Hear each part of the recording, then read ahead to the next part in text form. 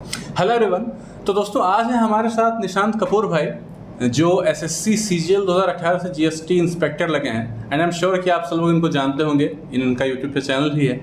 और आज हम लोग कुछ बात करेंगे तो पर्टिकुलरली जो हम लोग का फोकस होगा तो दो चीज़ों पे होगा, एक तो निशांत भाई के बारे में, इनकी जर्नी पे, और दूसरा सीजीएल 2022 के ऊपर। तो शुरू करते हैं। सबसे पहले निशांत भाई आप लोगों का बहुत बहुत स्वागत है आपका हमारे चैनल पे। आपका बहुत बहुत धन्यवाद कि आपने मौका दिया अपने चैनल पर आपके व्यूअर्स के साथ इंटरेक्ट करने के लिए। और पहली बार ही नहीं, शायद जब मेरा पहला जो कोलैब हुआ था वो आपके साथ ही हुआ था। हाँ, बिल्कुल। पहली बार अगर मैंने किसी के साथ ऐसी वीडियो बनाई थी तो आपके साथ ही थी, लेकिन वो कोरोना डेज थे तो वो आज रूबरू मिलने का हम लोग पहली बार मिल रहे हैं, मौका मिला। तो निशांत भाई कुछ क्वेश्चन है मेरे पास, I am very excited to ask you, ठीक है। और आप क्योंकि आप एक साल ऑलमोस्ट एक साल नहीं हुआ, तकरीबन 4 महीने हुए आपको ज्वाइन किए हुए, ट्रेनिंग आपकी खत्म हो चुकी है, जस्ट खत्म हुई है ट्रेनिंग। तो कुछ क्वेश्चन है मेरे पास, उसका आंसर मैं उम्मीद करता हूँ आप ईमानदारी से देंगे। बिल्कुल बिल्कुल ईमानदारी से देंगे।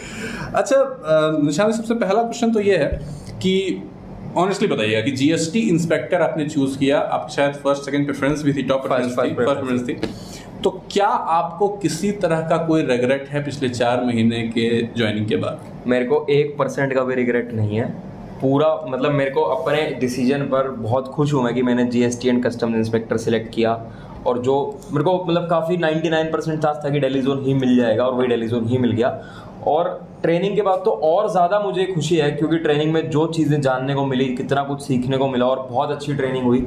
उसके बाद तो और अच्छा लग रहा है कि इतने अच्छे डिपार्टमेंट में मैं आया हूँ, क्योंकि हमारी ट्रेनिंग में बहुत सारी चीज़ें ऐसी होती हैं जो बहुत ही लिमिटेड गवर्नमेंट सर्विसेज में होती हैं। और जैसे एसएससी सीजीएल की भी शायद 1 या 2 पोस्ट में वो ट्रेनिंग होती है। जैसे हमारी वेपन ट्रेनिंग होती है, उसमें हमें ड्रिल सिखाई जाती है, वेपन हैंडलिंग वगैरह सिखाई जाती है, सब कुछ सिखाया जाता है। प्लस चाहे कोई आदमी कितना ही अमीर हो, कोई कितना ही पैसे देने को भी तैयार हो जाए ना, वो कितना भी पैसे देकर भी वो ट्रेनिंग नहीं कर सकता। वो फीलिंग किसी भी ऑफिस में बैठ कर नहीं आ सकती, कभी भी नहीं, क्योंकि वो जो 2 हफ्ते की वो जो फीलिंग थी ना, वो बहुत जबरदस्त। दोस्तों मैं उम्मीद करता हूँ कि ये इंटरेक्शन आपको काफी ज्यादा पसंद आ रहा होगा और आपको काफी कुछ सीखने को भी मिल रहा होगा इस वीडियो से। यहाँ पे मैं आपको बताना चाहूंगा कि अगर आप किसी भी कॉम्पिटिटिव एग्जाम के लिए प्रिपरेशन कर रहे हैं या करना चाहते हैं और आप उसके लिए मॉक टेस्ट अटेम्प्ट करना चाहते हैं, तो टेस्टबुक.com पे आपको मिलते हैं अनलिमिटेड टॉप क्वालिटी मॉक्स।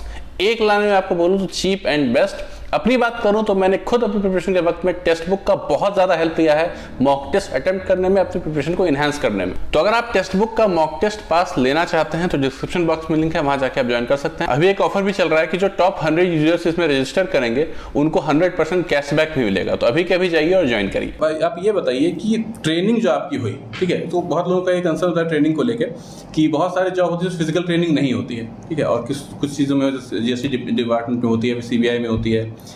तो इसमें क्या आप ऐसा लगता है कि मान लीजिए कोई ऐसा बंदा जो मान लीजिए कि चाहता है डेस्क जॉब, मतलब कि उसको बहुत ज़्यादा नहीं पसंद है फील्ड में वर्क करना, तो क्या उसके लिए ये पोस्ट सही है क्या? हाँ, जब आप जॉब में अगर जाएंगे तो जॉब में जरूरी नहीं है कि आपको फील्ड जॉब ही मिलेगी, क्योंकि जॉब प्रोफाइल ऐसी है कि डेस्क जॉब भी मिलती है, फील्ड जॉब भी मिलती है, वो चीज़ें चेंज होती रहती हैं। और अगर किसी को फील्ड जॉब नहीं चाहिए, आप रिक्वेस्ट बेसिस पर रिक्वेस्ट करोगे तो हो सकता है आपकी रिक्वेस्ट को मानकर आपको डेस्क जॉब मिल भी जाए। ये कुछ फिक्स नहीं है कि डेस्क ही मिलेगा या फील्ड ही मिलेगी, ये सब चीज़ें चेंज होती रहती है इंटरनली।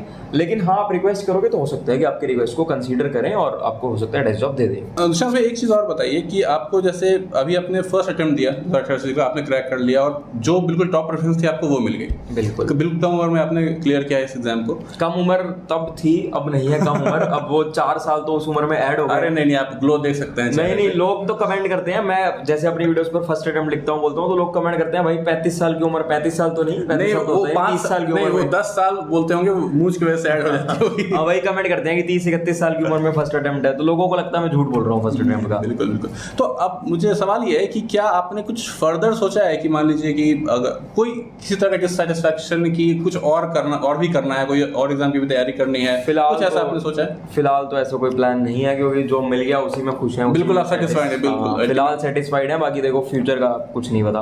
और जो मतलब एक तरह से जिन लोगों ने भी टारगेट सेट करा कि मुझे जीएसटी इंस्पेक्टर ही बनना है, तो उनको कुछ सेकंड थॉट लाने की जरूरत नहीं है माइंड में, आप ये कह सकते हो? हाँ, नहीं, मैं ये नहीं कहूँगा कि सेकंड थॉट लाने की जरूरत नहीं है। मैं तो सबको कहूँगा कि भाई यूपीएससी को भी टारगेट करो आप लोग। मैं अभी नहीं हूँ उस स्थिति में नहीं हूँ कि मैं पढ़ पाऊँ, क्योंकि उसके लिए बिल्कुल समय चाहिए यूपीएससी की प्रिपरेशन करने के लिए। तो मैं तो सबको ये कहूँगा कि भाई आप चाहे किसी भी पोस्ट पर चले जाएं, उसके बाद आप कोशिश करें कि यूपीएससी के लिए भी कोशिश करें, क्योंकि यूपीएससी से ऊपर मेरे हिसाब से कोई जॉब है ही नहीं। वो इंडिया की नंबर 1 बेस्ट जॉब है, उससे ऊपर कोई जॉब नहीं है। जी अच्छा सुशांत भाई, क्योंकि मैं आपसे काफ़ी पहले से जुड़ा हुआ हूँ तो मुझे तो काफ़ी बातें पता हैं, लेकिन मैं चाहूँगा आप व्यूअर्स को भी बताएं ये चीज़ कि पढ़ाई जो आपने की, प्रिपरेशन जो की CGL 2018 के लिए, तो ऑलमोस्ट कितने महीने आपने बिल्कुल हार्ड हिटिंग पढ़ाई की बिल्कुल इसके लिए, कि टियर 1 के कितने महीने पहले से आप लगे थे कि बिल्कुल करना ही करना है बिल्कुल यही? मैंने जो तैयारी स्टार्ट करी थी ऑलमोस्ट 2018 स्टार्टिंग में करी थी शायद, अच्छा। जहाँ तक मुझे ध्यान आ रहा है। स्टार्टिंग नहीं करी होगी तो ये भी हो सकता है 2017 दिसंबर नवंबर में करी हो, 2018 स्टार्टिंग जहाँ तक ध्यान आ रहा है। तो स्टार्टिंग में तो ऐसा था कि दिन के 3 घंटे 4 घंटे ही पढ़ता था अपना, मतलब मेरा, लोग कहते हैं कि भाई फोन छोड़ दो, ये छोड़ दो। मेरे बड़े भैया ने भी जब तैयारी करी उन्होंने भी फोन वगैरह दिन दुनिया छोड़ के करी थी, लेकिन मैंने ऐसे नहीं करी। मैं तो फुल मौज लेता था और मतलब फ्रेंड्स के साथ घूमना फिरना, फैमिली के साथ घूमना सब करता था। दिन के 3-4 घंटे ही पढ़ता था। और हमारा जैसे कि एग्जाम सब लोगों को पता है 2018 थोड़ा डिले भी हुआ था, प्री भी डिले हुआ था।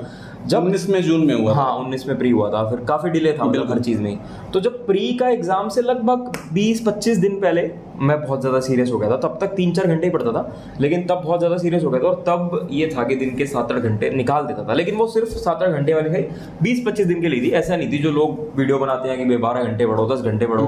लोगों को कहते हैं 10 घंटे पढ़े बिना नहीं होगी तैयारी, ऐसा कुछ भी नहीं है। अगर 3-4 घंटे भी सीरियसली पढ़ लोगे तो आप कर सकते हो क्रैक। बाकी सबकी अपनी मतलब सबकी अपनी अलग है एफिशिएंसी, और सबका अलग, हर इंसान के लिए अलग है। कुछ लोग हो सकता है 2 घंटे पढ़ के भी कर लें, और कुछ हो सकता है 10 घंटे पढ़ने के बाद भी फर्स्ट अटेम्प्ट में ना हो पाए। लेकिन जो मेरे साथ है वो ये है।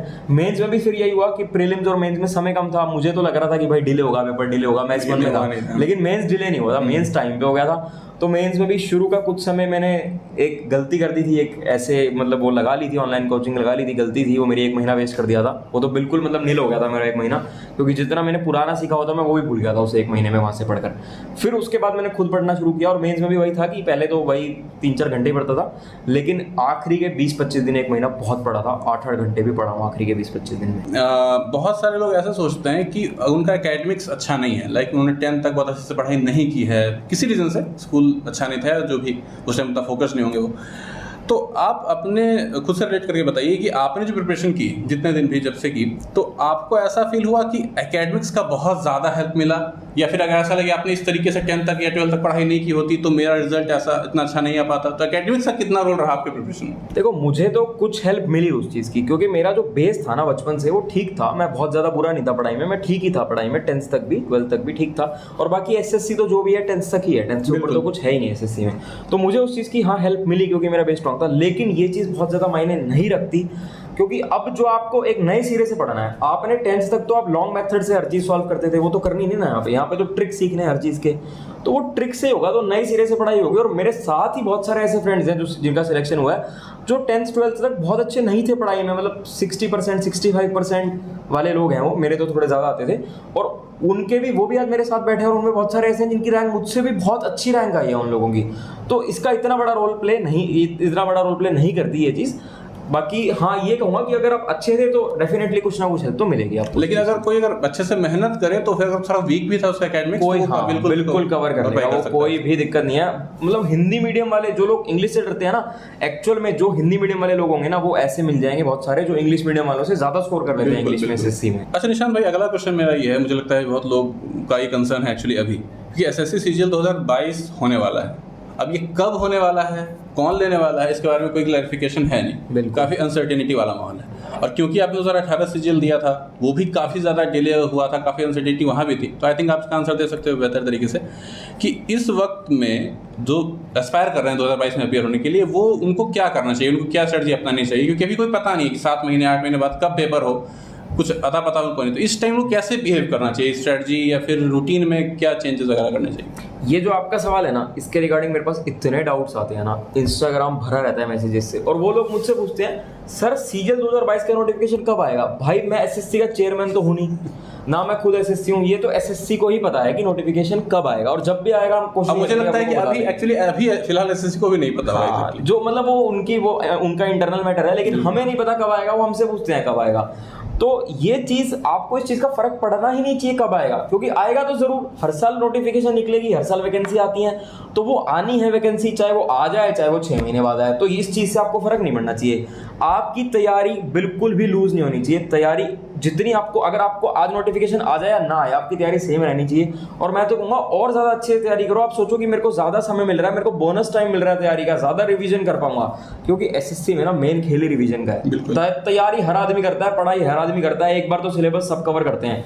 जो टॉप कर रहा है उसने भी एक बार सिलेबस कवर किया होगा, जो नहीं कर पाया क्लियर उसने भी किया होगा, लेकिन एक्चुअल में टॉप वो करता है जो जितनी ज़्यादा बार रिवीजन करेगा। मेरा ये मानना है, मैंने भी बहुत बार रिवीजन करी थी, और मेरे साथ भी देखो ना 2018 वाला प्रीलिम्स ही 2019 में हुआ था, कितना डिले हुआ। तो 2022 में कोई भी ले पेपर आपका, और कभी भी हो पेपर, इस चीज़ का मैटर कुछ होना ही नहीं चाहिए। आप लोग तैयारी में लगे रहो, बिल्कुल भी घबराओ मत, मेहनत करते रहो, जितनी मेहनत कर सकते हो करते रहो, जितना समय करते रहो, समय वेस्ट मत करो। अच्छा निशांत भाई, जब आप प्रिपेयर कर रहे थे तो उस टाइम से अभी एक चीज़ चेंज हो गई है। लाइक 2018 सीजीएल से ही एक चीज़ आई थी कि अब मल्टीपल स्टेट में पेपर होता है, नॉर्मलाइजेशन इंट्रोड्यूस हुआ था 2018 सीजीएल से। 2018 में हुआ, 19 में हुआ, 20 में हुआ, और मतलब 20 में एक्चुअली नहीं हुआ, 20 में टीयर 2 सिंगल डे हो गया था, 20 से चेंज हो गया चीज़ें। तो 2021 टीयर 2 अभी होने वाला है, फिर 2022 टीयर 1 होने वाला है, तो उसमें वही चीज़ें होंगी। तो आपको क्या लगता है कि सिंगल शिफ्ट में पेपर होंगे, ठीक है, तो उसमें उसके वजह से कोई चेंजेस आप सजेस्ट करते हो स्टूडेंट्स को? ये तो ऐसे होता है ना, कुछ लोग थोड़ा लक के भरोसे होते हैं, अच्छा चलो इसमें कम भी है, नॉलेज में थोड़ा सा हेल्प मिल ही जाएगा, मार्क्स बढ़ ही जाएंगे, इस टाइप से प्रिपेयर करते हैं। लेकिन सिंगल शिफ्ट में पेपर होने वाला है, खासतौर से टीयर 2, तो आपको लगता है कि इससे कुछ चेंज पड़ेगा प्रिपरेशन में? अगर ये बात करनी होगी किसी को कोई चेंजेस सजेस्ट करता हूँ, तो कोई चेंज सजेस्ट नहीं करता, क्योंकि उनकी तैयारी तो सेम रहनी चाहिए, चाहे वो 10 शिफ्ट में हो, चाहे वो 100 शिफ्ट में हो, चाहे वो 1 शिफ्ट में हो, उनकी तैयारी पे कोई फर्क नहीं आना चाहिए। और अगर ये बात करें कि क्या चेंजेस आएंगे इस चीज़ से, तो मेरे हिसाब से ये चीज़ कहीं ना कहीं बेटर है। क्योंकि अगर आप 3 शिफ्ट में पेपर ले रहे हो, मान लो आपका और मेरा पेपर है, मेरा पेपर कितना मर्जी आसान आ जाए, लेकिन मेरे माइंड में रहेगा कि मेरा पेपर मुश्किल है और आपका पेपर आसान है। ये सबके साथ होता है, जो पेपर देने जाएगा उसके माइंड में रहता है कि यार मेरा पेपर मुश्किल था, सामने वाले का पेपर आसान था। तो एक तो ये बेनिफिट हो जाएगा कि आपके मन में कोई भ्रम नहीं रहेगा, कोई वहम नहीं रहेगा कि भाई मेरा पेपर मुश्किल था इसलिए रह गया, उसका आसान था। एक तो ये वहम दूर हो जाएगा सबके मन से। जो नॉर्मलाइजेशन होती थी वो भी कुछ फैक्टर्स को कंसीडर रखते होती थी, लेकिन हाँ अगर एक शिफ्ट में होगा तो बेटर है। और उस एक शिफ्ट में ये जो लक फैक्टर, कहीं ना कहीं थोड़ा बहुत डेविएशन आता था इस लक फैक्टर से, वो डेविएशन आना बिल्कुल बंद हो जाएगा। और सब लोग एक ही समय पर, मतलब चाहे कोई आदमी कभी से भी तैयारी कर रहा हो, सब एक ही स्टेज पर, एक ही मंच पर, मुझे लगता है रियल इवैल्यूएशन होगा। बिल्कुल बिल्कुल, कहीं ना कहीं ये चीज़ बेटर है। लेकिन अगर किसी को तैयारी में चेंज, तो तैयारी में चेंज नहीं करनी चाहिए, तैयारी आपकी वैसी ही रहनी चाहिए जैसे पहले कर रहे थे, और मेहनत करते रहो बस। तो निशांत भाई, आखिरी क्वेश्चन मैं आपसे पूछ लेता हूँ। अभी क्या है कि कोर्सेज को लेकर काफ़ी ज़्यादा हाइप बना हुआ है अभी, मल्टीपल एजुकेटर्स अभी हैं, मल्टीपल काफ़ी तेज़ी से आ रहे हैं, सबको अपना कोर्स लेके आ रहे हैं। तो लोग कंफ्यूज हो रहे हैं कि इनसे पढ़े कि उनसे पढ़े, इनका भी अच्छा लगा, उनका भी अच्छा लगा। इस तरीके से आप सेलेक्टेड हो, आप ट्रेनिंग आपकी खत्म हो चुकी, काफ़ी लोगों से आप मिले होंगे, काफ़ी लोगों से बात करने का एक्सपीरियंस आपको होगा, तो आप क्या सजेस्ट करते हो कि आज के टाइम में जो कंपटीशन है उसमें कोचिंग का, चाहे ऑनलाइन हो या ऑफलाइन का मैटर नहीं करता, उसका कितना रोल है, या कितना उसका हमें इस्तेमाल करना चाहिए, कितना उसको अवॉइड करना चाहिए? इस पर आप क्या सजेस्ट करोगे? देखो, कोचिंग करनी है या नहीं करनी, ये ना ये उसका खुद का डिसीजन होगा, जो एस्पिरेंट होगा, जो तैयारी कर रहा होगा। क्योंकि जितना मैं अपने बारे में जानता हूँ ना खुद को, उतना कोई और नहीं जानता। ऐसे एस्पिरेंट जितना खुद को जानता होगा अपने बारे में, उतना कोई और नहीं जानता होगा, उसको अपना लेवल पता होगा। तो पहले तो मैं सजेस्ट करूंगा कि जब आप बिल्कुल तैयारी स्टार्ट कर रहे हो, आप बिल्कुल जीरो लेवल पर हो, जीरो मतलब आप बेसिक हो, आपको एसएससी सीजीएल का कुछ नहीं पता, आप एसएससी की तैयारी स्टार्ट कर रहे हो, तो मैं जीरो कहूंगा उसको, बेसिक है वो, बिल्कुल बेस पर है, उसने वहां से उठना है, पहली सीढ़ी चढ़नी है। तो जब तैयारी स्टार्ट करे तो स्टार्टिंग के 15-20 दिन कोई कोचिंग ना लगाए, स्टार्टिंग के 15-20 दिन खुद पढ़कर देखे, या यूट्यूब पर बहुत फ्री कंटेंट अवेलेबल है, भरा पड़ा यूट्यूब फ्री कंटेंट से भी आज की डेट में, जैसे हमारे चैनल पर भी, आपके चैनल पर भी, हम भी फ्री में पढ़ाते हैं। तो कहीं पर भी जिसका भी पढ़ाया वो समझ में आया, जिसका भी पढ़ाया वो अच्छा लगे, वहां से पढ़ के देखे 15-20 दिन, उसको अपने लेवल का पता चलेगा कि वो कहां पर स्टैंड कर रहा है, पढ़ेगा, क्वेश्चन सॉल्व करेगा, पता लगेगा। उसके बाद वो डिसाइड करेगी कि कोचिंग लगानी है या नहीं लगानी। अब बात आती है कि कोचिंग नहीं लगानी तो क्या करें, और कोचिंग लगानी है तो क्या करें। नहीं लगानी तो कोई बात नहीं भाई, सेल्फ स्टडी करते रहो, जितने सेल्फ स्टडी कर सकते हो कर सको, फ्री कंटेंट मिल रहा है पढ़ो, लेकिन फ्री कंटेंट भी ये नहीं करना कि सबका पढ़ रहे हो, 1-2 बंदे चूज कर लो, उन्हीं 1-2 बंदों का पढ़ो, यूं नहीं करना कि 20 बंदों का पढ़ रहे हो, फिर तो कंफ्यूज हो जाओगे, पागल हो जाओगे, कुछ नहीं होगा। और अगर कोचिंग लगानी है तो क्या करें। अब कोचिंग लगाने में एक मुद्दा आता है, कुछ लोग क्या करते हैं, ऐसे टीचर का भागेंगे जो बहुत आसान पढ़ा रहा है कि भाई बहुत आसान है, समझ आ रहा है, कुछ ऐसे का भागेंगे जो बहुत मुश्किल पढ़ा रहा है, इंप्रेस हो जाएंगे, यार ये तो इतना मुश्किल पढ़ा रहा है, इसको तो बहुत ज्ञानी है। भाई टीचर सारे ही ज्ञानी है, जो आपको पढ़ा रहा है मतलब वो आपसे ज्यादा ज्ञानी तो है ही, तो सबको पता है। आप ऐसा टीचर चूज करो जो एक मीडियम लेवल पढ़ाए, ना बहुत ज्यादा आसान पढ़ाए, ना बहुत ज्यादा मुश्किल पढ़ाए। क्योंकि एसएससी के पिछले आप 15 साल 20 साल के पेपर उठा के देख लो, सारे आपको जितने भी सवाल मिलेंगे ना मीडियम लेवल के मिलेंगे। और अगर बहुत ज्यादा मुश्किल आ भी गया ना पेपर में, आप करके भी गए होगे ना घर से, तो भी नहीं होगा पेपर में, क्योंकि वहां प्रेशर होता है इतना, वहां 2 जमा 2 करने में भी कई बार लोगों की हालत टाइट हो जाती है, हाथ कांपते हैं। तो वहाँ प्रेशर इस टाइप का क्रिएट हो जाता है कि बहुत ज़्यादा मुश्किल नहीं कर पाओगे, मीडियम लेवल पढ़ो और कोई दिक्कत नहीं है, टेंशन मत लो। और कुछ लोग इस चीज़ में कंफ्यूज रहते हैं कि अब सीईटी आएगा क्या होगा, तो भाई उस चीज़ का भी ये है कि 2 + 2 हमेशा से ही 4 था और हमेशा से ही 4 रहेगा। मैथ्स के रूल्स फॉर्मूले वही थे, वही रहेंगे, इंग्लिश के सारे रूल्स ग्रामर वगैरह सब कुछ वही है, वही रहेगी, तैयारी आपकी वही है, नाम ही तो बदल गया, थोड़ी बहुत चीज़ें तो बदलेंगी, मेंस तो तब भी सेम होगा, प्रीलिम्स में भी चीज़ें वही आएंगी, चीज़ें ही वही आ रही हैं, बस थोड़ा बहुत चेंज हो रहा है, नाम बदल रहा है, 19 में पैटर्न चेंज हो रहा है, कोई फर्क नहीं पड़ रहा। तैयारी करते रहो, बिल्कुल मत घबराओ, जितना हो सके पढ़ते रहो साथ में। मतलब ये ओवरऑल ये एक सब्जेक्टिव चीज़ है कि आपको ज़रूरत है कि नहीं, वो आप डिसाइड करो, और इसको इस डिसीजन को लेने में हम लोग आपकी हेल्प करने के लिए यहाँ पे आपको गाइड करेंगे। बिल्कुल ठीक बात। तो दोस्तों ये थे हमारे साथ निशांत भाई। आपके अगर फर्दर कोई क्वेश्चन निशांत भाई से, तो निशांत भाई को फॉलो कर सकते हैं इंस्टाग्राम पे, वहाँ आप उनके अपने क्वेश्चन पूछ सकते हैं। और इनका एक यूट्यूब चैनल भी है कपूर गुरुकुल, जिसमें ये आपको थ्रू आउट गाइडेंस भी देते हैं, प्लस फ्री में पढ़ाते भी हैं, तो उसको भी आप देख सकते हैं। और फिलहाल इस वीडियो के लिए इतना ही, बहुत ही जल्दी मिलेंगे अगले वीडियो में, तब तक के लिए बाय बाय।